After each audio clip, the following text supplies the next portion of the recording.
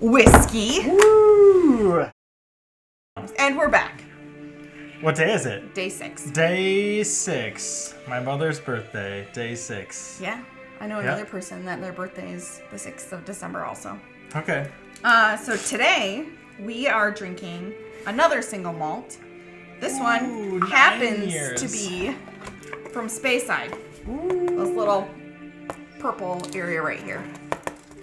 So Speyside Scotch typically have they like to do cask influences. This one does not have a cask influence, but it probably has something because whiskey doesn't use first use barrels. So all of the barrels that they put their distilled liquid into is some previously used something. So whether or not they disclose it is another thing. This one is a 9-year-old Scotch.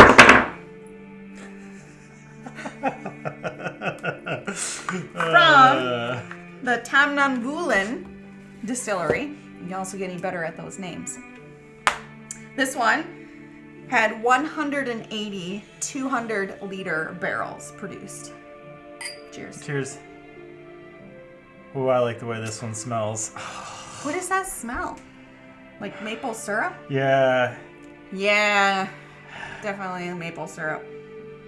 Some This kind of one rich, sweet heaviness. Smells But like look at candy. look at the color on this one. This one also is another really nice, light, almost like golden color. Yeah. Light straw. Yeah. Also, one thing that I guess we haven't ever mentioned is that most Scotch is non-chill filtered. So if you chill it or if you put water in it, you normally see these beads of oils that kind of louche up, and it's pretty cool to see. Bourbon could be chill filtered. Most bourbon is, actually. I just really like the aroma on this. I smell vanilla. I smell roasted nuts. I smell a little hint of citrus. Unlike yesterday, today is the one that I like more than you like. Shock I can tell you and that awe. already. All right.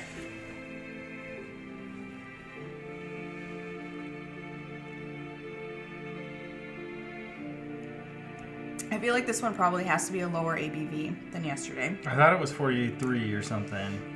And this one definitely has that sweetness right away on the palate. 46. It's not an offensive sweetness, but it's definitely there. It helps with getting over the acidic part that comes next. And it has a long finish. This one to me actually tastes like pancakes.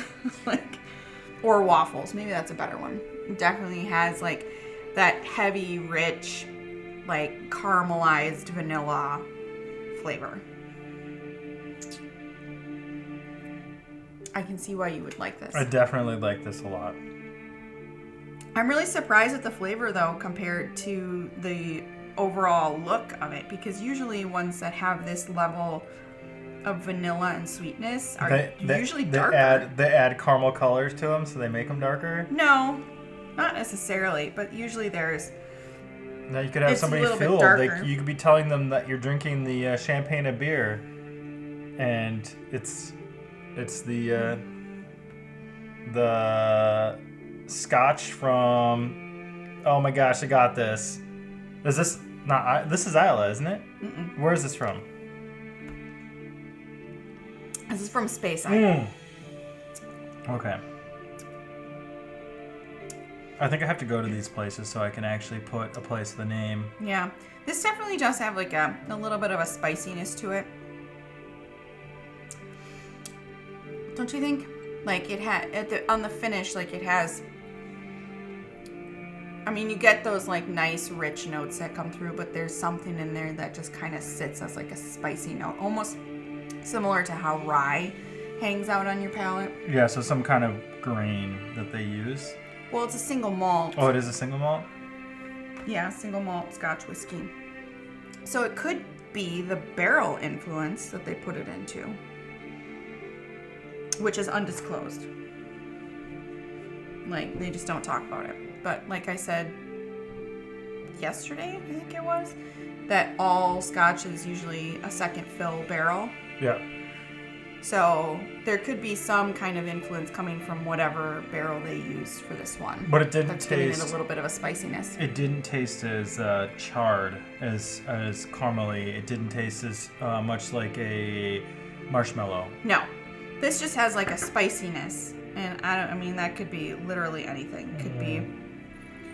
It could be a previously used whiskey barrel from someplace else, like Ireland. This is good. You like this one? I do. Oh, do we want to know what the tasting notes say? Yes.